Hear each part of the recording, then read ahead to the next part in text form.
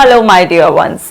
आज इस वीडियो में मैं बताने वाली हूँ कुछ ऐसी कॉमन मिस्टेक्स के बारे में जिसको करते वक्त शायद आपको बिल्कुल भी एहसास ना हो कि ये आपको एंजाइटी और एंजाइटी डिसऑर्डर जैसी बड़ी प्रॉब्लम्स में डाल सकती हैं।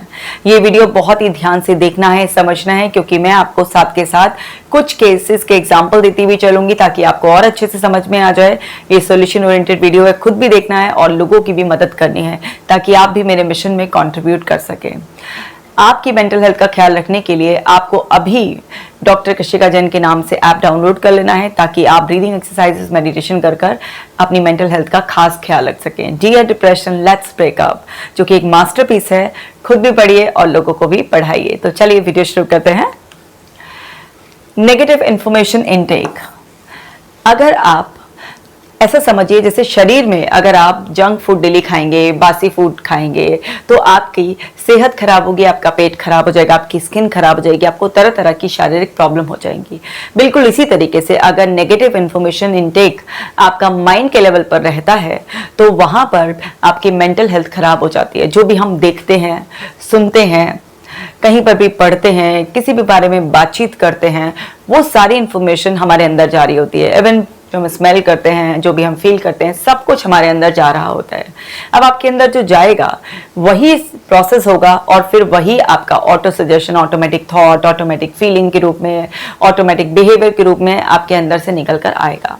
तो जो भी लोग बहुत ज्यादा इस तरीके के क्रिमिनल न्यूज देखते हैं, इस तरीके की सीरियल्स देखते हैं, वेब सीरीज देखते हैं, न्यूज़पेपर भी पढ़ेंगे तो उसमें नेगेटिव न्यूज पढ़ेंगे, जब बात करेंगे तो गॉसिप ही करेंगे, दूसरों के बारे में उनकी नेगेटिविटी ही स्प्रेड करते रहेंगे। तो जब भी आपके अंदर नेगेटिव इनटेक बहुत ज्यादा हो जाएगा तो अब आपके अंदर इस तरीके की एंजाइटी या फिर पैनिक की प्रॉब्लम या फिर तरह तरह के फियर्स या ओसीडी, किसी भी तरीके की प्रॉब्लम आपको आ सकती है। आप डिप्रेस्ड रह सकते हैं। आपको ये एहसास भी नहीं होता है कि जितना गॉसिप करते वक्त आप नेगेटिव बोल रहे हैं, इधर उधर का फालतू का डिस्कशन जो कर रहे होते हैं, वो सब कुछ आपके अंदर जाकर पैटर्न बना रहा होता है। होते ना बहुत सारे लोग, कभी गवर्नमेंट के लिए कुछ नेगेटिव बोलेंगे, कभी किसी पर्सन के लिए बोलेंगे, कहीं पर भी चालू हो जाते हैं कुछ भी नेगेटिविटी बातचीत करने के लिए या सुनने के लिए एकदम तैयार रहते हैं। उन लोगों को सावधान हो जाना चाहिए, क्योंकि आप जो भी पढ़ रहे हैं, देख रहे हैं, सुन रहे हैं, कर रहे हैं, सब आपके अंदर पैटर्न बना रहा है और फिर जो भी आप अपने अंदर रिपीटेडली करेंगे वही आपके साथ ऑटोमेटिकली होने लगेगा। तो ये एक बहुत बड़ी गलती है जो लोग अनजाने में करते रहते हैं। इसी तरह से अगर आप नेचुरल अर्जेस को होल्ड करते हैं, नेचुरल अर्जेस क्या क्या हैं, जैसे आपको टॉयलेट का प्रेशर लग रहा है लेकिन आप होल्ड कर रहे हैं उसे, अभी नहीं रोक, आपको ना छींक आ रही है लेकिन आप ना उसको नाक को ही बंद कर लिया, आपने ढंग से छींक भी नहीं पा रहे हैं, आपको खांसी उठ रही है, आपको रोना आ रहा है, आपको गैस रिलीज होने का मन कर रहा है, मतलब कुछ भी नेचुरल अर्जेस जो अपने आप आ रही हैं, भूख हो गई, आपका प्यास लगना हो गया, ये सब अलग अलग तरीके की जो नेचुरल अर्जेस हैं जो आपको उठ रही हैं मन में, लेकिन आप उसे दबाए जा रहे हैं। कई बार ऐसा होता है कि बहुत सीने पे भारीपन सा होता है, उल्टी करने का मन करता है, लेकिन आपने एक कोल्ड ड्रिंक पी और उसने नेचुरल अर्ज जो बाहर आना चाह रहा था, आपने उसको दबा दिया, अंदर चला गया। तो किसी भी तरीके से जो भी नेचुरल अर्जेस आपके अंदर उठ रही हैं, अगर आप उसे होल्ड करते हैं, सप्रेस करते हैं, तो आपके अंदर इम्बैलेंस क्रिएट होता है। हम सभी लोग 5 एलिमेंट्स से मिलकर बने हुए हैं। उन 5 एलिमेंट्स का इम्बैलेंस जब भी होगा तो तरह तरह के आपको फिजिकल हेल्थ प्रॉब्लम ही नहीं, आपको साइकोलॉजिकल डिसऑर्डर्स भी होंगे। ये बात सुनकर आपको कुछ अजीब सा लग रहा होगा, बट ये सच है। मैं आपको एक केस का एग्जाम्पल देती हूँ। एक लड़की जो थोड़ा अपने टीचर से डरती थी शुरुआत से, जब वो स्कूल में थी 8th 9th क्लास से अपनी टीचर्स के प्रति उसके मन में डर बैठा हुआ था। तो क्या था, उसका काम अगर कभी टाइम पर नहीं पूरा हो पाता था तो वो भी डरती थी। स्कूल में कई बार क्या होता था, उसको वॉशरूम भी लग रहा होता था, मतलब वॉशरूम जाने का मन कर रहा होता था उसको, लेकिन वो टीचर से डरती थी तो वो अपने बाथरूम को रोकने लगी। अब वो जब बहुत टाइम तक ऐसे प्यास लग रही है तो पानी नहीं पीना, अगर बाथरूम का प्रेशर लग रहा है तो उसको वो नहीं जाना, मतलब अलग अलग तरीके से उसने जब अपनी ये नेचुरल अर्जेस को रोका तो उसके अंदर इम्बैलेंस हो गया। और जब उसके अंदर इम्बैलेंस, क्योंकि आप देखिए आयुर्वेदिक उसके हिसाब से हमारे अंदर वात, पित्त, कफ प्रकृतियां होती हैं और जो कि हमारे 5 एलिमेंट से मिलकर बनती हैं। जब उनमें इम्बैलेंस हो जाता है, और वो इम्बैलेंस का एक बहुत बड़ा कॉज आपकी नेचुरल अर्जेस रोकने के लिए भी होता है। तो जब भी आपकी बॉडी में इन जो वात, पित्त, कफ है, इनमें भी इम्बैलेंस होगा, तब भी आपको साइकोलॉजिकल इश्यूज आएंगे। तो आपको समझना होगा कि अंदर कोई भी नेचुरल अर्जेस आ रही होती हैं तो आपको उसे जल्द से जल्दी रिलीज करना है। हाँ, रिलीज करते वक्त सोशल मैनर्स का थोड़ा सा ध्यान रखें। मान लीजिए आपको गैस रिलीज करने का मन कर रहा है तो डेफिनेटली आपको सोशल मैनर्स का ध्यान रखना है।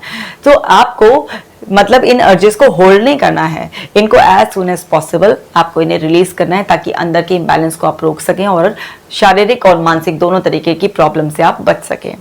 इसी तरीके से अगर आप कॉम्प्रोमाइज करते हो अपनी नींद का, जो आजकल ये कूल डूड वाला एटीट्यूड चला है ना, रात को मैं तो 1 बजे सोता हूँ, मैं तो 2 बजे सोता हूँ वाला ये एटीट्यूड जो लोग अपना ऐसे दिखाते हैं, लोगों के सामने शो ऑफ करते हैं, ये आपको बहुत बड़ी शारीरिक और मानसिक बीमारियों का शिकार बना रहा है। आपको समझना है कि हमें टाइम से सोना बहुत बहुत इंपॉर्टेंट है। वो हमारे शारीरिक, मानसिक, भावनात्मक हर तरीके के डेवलपमेंट के लिए बहुत बहुत ज़्यादा इंपॉर्टेंट है। अगर आप अपनी स्लीप को कॉम्प्रोमाइज़ कर रहे हैं, आपको नींद का वेग आ रहा है, तो एक नेचुरल अर्ज हो रही है ना, लेकिन आप उसे क्या है, कैफीन से उसे डिले कर रहे हैं। आप चकाचौंध में रह रहे हैं और आप उस नेचुरल अर्ज को, जब आपको नींद का झोंका सा आ रहा है, आप उसे डिले कर रहे हैं, अपने आप को कॉन्शियसली कहीं ऐसे एक्साइटमेंट फेज में बिजी रख रहे हैं। तो आप क्या है, अपने अंदर बैलेंस को क्रिएट कर रहे हैं, क्योंकि मेलाटोनिन के रिसने का जो टाइम है और उसका अंधेरे से जो कनेक्शन है, प्रकृति ने खुद बनाया है ना, कि जहां पर हम रहते हैं वहां पर जिस वक्त वहां अंधेरा हो रहा है, शाम ढल रही है, रात होने को हो रही है, तो इसका मतलब ये सोने का टाइम हो गया। लेकिन आप प्रकृति के नियम के खिलाफ जाकर खड़े होकर अपनी चकाचौंध भरी जिंदगी में जो है ना, अपने आप को जगा कर रखे हुए हैं, और फिर आपकी लाइफ में प्रॉब्लम आ रही है तो आपको लग रहा है ऐसा मैंने क्या ही कर दिया जिसकी वजह से इतनी प्रॉब्लम मेरी लाइफ में आ रही है। आप प्रकृति के साथ झगड़ा कर रहे हैं, आप हमेशा हारेंगे। आप पंगे लेने से पहले ये तो देख लीजिए आप पंगे किससे ले रहे हैं। तो आपने इस तरीके के पंगे लेना बंद करना है, क्योंकि अगर आप अपनी स्लीप को कॉम्प्रोमाइज करते हैं, उल्टे सीधे टाइम आप सोते हैं, ना सोने का टाइम फिक्स है, ना उठने का टाइम फिक्स है, और सो भी रहे हैं मोबाइल के साथ, अपने लैपटॉप के साथ, ऐसी खुराफाती वेब सीरीज देखकर जिसमें एक भी ढंग की बात नहीं है, और सोशल मीडिया को यूज करके जिसने नेगेटिव इमोशन से आपको ओवरवेल्म कर दिया है, ऐसे भाव के साथ उल्टे सीधे टाइम पर सोएंगे तो फिजिकल और मेंटल प्रॉब्लम तो आएगी आएगी। अगर ये गलती आपसे हो रही है तो आपको ये गलती करना बंद करना है। मेरे पास इतने सारे केसेस आते हैं, उनमें से जब मैं पूछती हूँ पूरा उनके बारे में, हिस्ट्री, उनका लाइफस्टाइल, उनका सब रूटीन, तो पता चलता है मैक्सिमम 80% लोगों का स्लीप साइकिल डिस्टर्ब होता है, उनके अंदर नेगेटिव इंफॉर्मेशन इतना इनटेक होता है। मतलब आपको समझना होगा कि अगर आपको हेल्थ चाहिए तो आपको डिसिप्लिन लाइफ जीनी ही पड़ेगी, आपको प्रकृति के नियमों का पालन करना ही पड़ेगा, तभी आप स्वस्थ रह पाएंगे। और समझते हैं क्या बड़ी गलती है, अगर आपका पुअर ईटिंग हैबिट्स हैं, इरेगुलर ईटिंग हैबिट है, भूख लग रही है अभी बट अभी नहीं खाएंगे, अभी तो हम किसी और चीज़ में बिजी हैं, या फिर भूख लग रही है तो कुछ भी ऐसे चिप्स डाल लिया अंदर, कभी नमकीन डाल लिया, प्रॉपर खाना नहीं खाएंगे। आपकी पुअर ईटिंग हैबिट से खाएंगे तो सामने टीवी चल रहा है, मोबाइल हाथ में ले रखा है, या किसी से फ़ोन पे बात करते करते जल्दी जल्दी खा रहे हैं, खा नहीं रहे हैं, खाना निगल रहे हैं, और फिर अपने पेट से, आंतों से ये एक्सपेक्टेशन लगाकर बैठे हैं कि वो बहुत अच्छी तरीके से आपका खाना पचा दे और आपकी फिजिकल बॉडी भी अच्छी रहे, आपकी मेंटल हेल्थ भी बहुत अच्छी रहे। आप हर चीज़ को इग्नोर कर कर चल रहे हैं। देखिए, भगवान ने मुंह में दांत दिए हैं, जो अंदर आते हैं ना उनके कोई दांत नहीं होते, वो तो सिर्फ मूवमेंट के लिए बनी हुई है। लेकिन आपने क्या किया, इस माइंड को कहीं और एंगेज कर दिया, ना तो प्रॉपर अंदर सिग्नल गया कि आपका खाना आने वाला है, और ऊपर से आपका दिमाग कहीं और एंगेज था, आप पता नहीं किस इमोशन में, नेगेटिव या पॉजिटिव में, अब खाए जा रहे हैं। तो वो यहीं पर ढंग से आपने चबाया नहीं, अब वो चबाया नहीं तो फिर आपकी आंतों पे ज़्यादा लोड आएगा, अंदर के सिस्टम पर ज़्यादा लोड आएगा, तो वहाँ पर इम्बैलेंस तो क्रिएट हो गई। फिर आप बोलेंगे अरे ये इम्बैलेंस कैसे हो गया, हमने तो खाना तो ठीक ठाक खाया था, घर का ही बना हुआ खाया था। बहुत सारे लोग ऐसे बोलते हैं मैडम हम तो घर का ही खाना बना हुआ खाते हैं। ठीक है, आप घर का भी ताज़ा बना हुआ खाना खा रहे हैं, बट आप खा कैसे रहे हैं ये भी तो बहुत ज़्यादा इंपॉर्टेंट है ना। आप हड़बड़ी में, जल्दी जल्दी में खा रहे हैं, आप नेगेटिव इमोशंस के साथ खा रहे हैं। अगर आपको कभी गुस्सा है, कोई नेगेटिव इमोशन आपके अंदर चल रहा है, तो अच्छा है आप उस वक्त खाना मत खाइए। पहले अपने मन को शांत कीजिए, कुछ लंबी गहरी सांसें लीजिए, रिलैक्स करिए, अच्छे सकारात्मक भाव से, श्रद्धा के भाव से, धन्यवाद के भाव से तब खाना खाइए।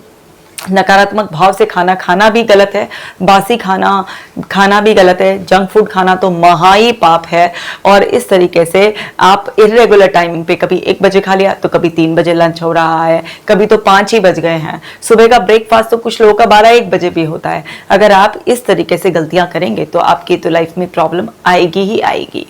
तो आपको समझना होगा, इन छोटी छोटी बातों का भी अगर आप ध्यान नहीं रखेंगे तो आपके अंदर इम्बैलेंस तो होगा ही, और फिर वो जो इम्बैलेंस है वो ना तो एक दिन में हुआ और ना एक दिन में वो बैलेंस होगा वापस से। अब इतना पेशेंस आप लेकर नहीं आ पाते हैं, फिर आपको हड़बड़ी मची रहती है कि जल्दी कब ठीक होंगे, कब ठीक होंगे, कब ठीक होंगे। और नेचुरल वे में आप तभी भी ठीक नहीं करेंगे। कोई प्रॉब्लम हो जाएगी ना तो आपको गोलियां चाहिए कि गोलियां खा लेते हैं हम पहले और उससे सिम्टम को सप्रेस कर देते हैं। रूट कॉज तो हटाएंगे नहीं, मतलब कि खाने की जो आदतें बिगड़ी हुई हैं उसको तो ठीक करेंगे नहीं। जो हमारी किसी भी लेवल पर जैसे स्लीप का हमारा इशू है या नेचुरल एनर्जीज को होल्ड करने की आदत है या बहुत ज़्यादा नेगेटिव कंटेंट को हम कंज्यूम करते हैं, ये तो सुधारेंगे नहीं। बस केवल टेम्परेरी रिलीफ के लिए काम करेंगे और फिर सोच देंगे अरे ये बार बार क्यों हो रहा है, लगता है अच्छा ये प्रॉब्लम ठीक नहीं हो सकती है। यानी कि एक बार कोई प्रॉब्लम हो गई ना तो कभी ठीक ही नहीं होगी। इस तरीके से और नेगेटिव पे नेगेटिव बिलीफ फॉर्म कर कर अपनी प्रॉब्लम को बढ़ाते रहेंगे। तो समझना ये है कि जो मैं बता रही हूँ कि क्या गलतियां हैं, साथ के साथ इस पे सुधार भी करना है आपको, तभी प्रॉब्लम ठीक होगी। आगे समझते हैं और क्या गलतियां हो जाती हैं। ओवर एक्सरसाइज करना या बिल्कुल एक्सरसाइज ना करना। बहुत सारे लोग तो ओवर एक्सरसाइज करते हैं, जिम में लगे रहेंगे 2-2, 3-3 घंटे। आपके लिए अति और कमी दोनों ही बुरी हैं। और कुछ लोग ऐसे हैं बिल्कुल पैसिव पड़े रहेंगे, कोई एक्सरसाइज नहीं करेंगे, ना भागेंगे, ना दौड़ेंगे, ना ब्रीदिंग एक्सरसाइज करेंगे, ना मेडिटेशन करेंगे, प्रेयर नहीं करेंगे, कुछ नहीं करने के हैं। तो कमी भी किसी चीज की बुरी है और किसी चीज की अधिकता भी बहुत बुरी है। तो आपको बैलेंस्ड होकर अपनी फिजिकल एक्टिविटीज को मैनेज करना है। आपको समझना है कि व्यायाम बहुत जरूरी है लेकिन आराम भी बहुत ज्यादा जरूरी है। तो आपको एक बैलेंस क्रिएट करना है, क्योंकि अगर आप एक्सरसाइज ओवर करते हैं तो भी आप देखिए ना आपके शरीर में अननेसेसरी की थकान बढ़ेगी।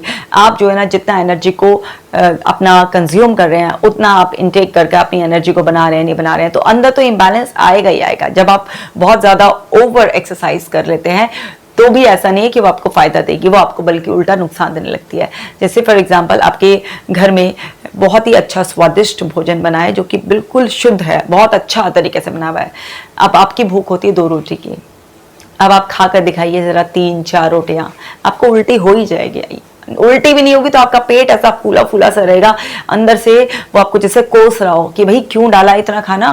आपको डिस्कम्फर्ट हो जाएगा, आपको ऐसा लगेगा जैसे सीने पे ही रखा है सब कुछ। मतलब अति तो बुरी है ना किसी भी चीज की, तो अति भी बुरी है और कमी भी बुरी है। आपको भूख लग रही है और आपको खाना ही नहीं मिल रहा है तो भी आपको नुकसान है।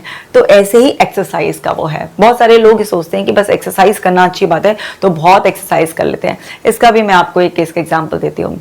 एक लड़का जो एक्सरसाइज ऑब्सेशन की तरह करने लगा था, क्योंकि जब वो 17-18 साल का था तो काफी पतला था। अब उसको जो है ना लोगों ने इस तरीके से बॉडी शेमिंग का शिकार बना दिया, तो उसके मन में आ गया कि भाई मुझे तो ना बॉडी बनाकर दिखानी है अब अपनी। तो बॉडी बनाई। बॉडी भी कैसे बनाई, थोड़ा पाउडर का सहारा लिया, ठीक है, जिम में घंटों घंटों वो करा, डाइट वगैरह का भी वो ख्याल रखा। उस चक्कर में एक ऑब्सेशन डेवलप हो गया। 3-3, 4-4 घंटे जिम में, मतलब ट्रेनर को लिटरली जैसे कहते हैं ना खदेड़ना पड़ता है जिम से, जाओ भाई अब घर जाओ, बहुत हो गया 3-4 घंटे की एक्सरसाइज। ये वाली नौबत आ गई। हुआ क्या उसकी वजह से, उसकी वजह से एंग्जाइटी ट्रिगर हो गई।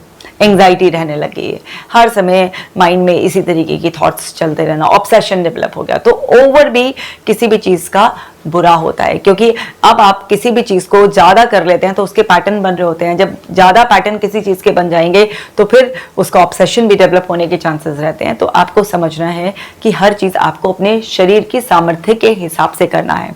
हो सकता है कि कोई 1 घंटा 1.5 घंटा आराम से एक्सरसाइज कर लेता हो, लेकिन आपका शरीर नहीं 1-1.5 घंटा कर पाता, आपका आधा घंटा ही आपको रिक्वायरमेंट है, आपका आधा घंटा ही आप आराम से कर पाते हैं। तो आपको अपने हिसाब से चलना है, ना कि दूसरे के हिसाब से चलना है।